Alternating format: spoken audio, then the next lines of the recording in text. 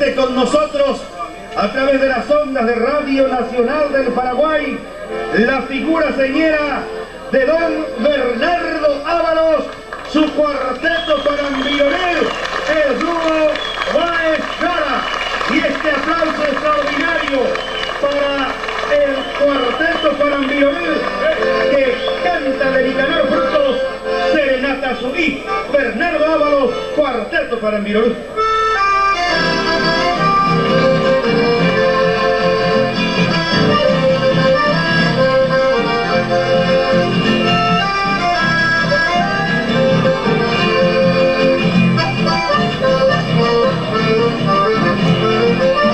En tu ventana mi trigueñita tejiendo mitas se toda la noche en esa hora cereza y que yo a reír.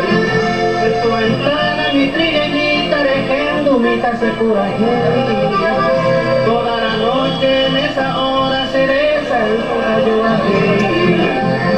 No te pido niña dorada, ayúdame a estar a molestar, que la bordona de mi guitarra ese mi se nos ayudará. No te pido niña dorada, ayúdame a estar a molestar, que la bordona de mi guitarra ese mi se nos ayudará.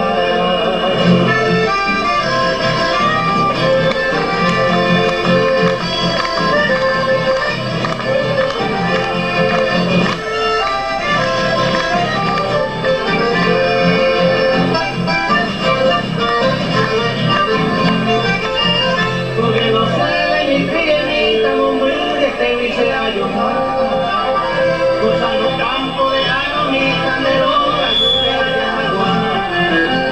tú que no sabes, mi trigueñita, que te dice ayudar. Gozando campo de agua, mi candelora,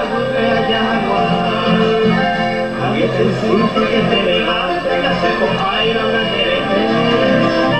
yo y la luna seguiremos juntos y porque va a ser a que tú.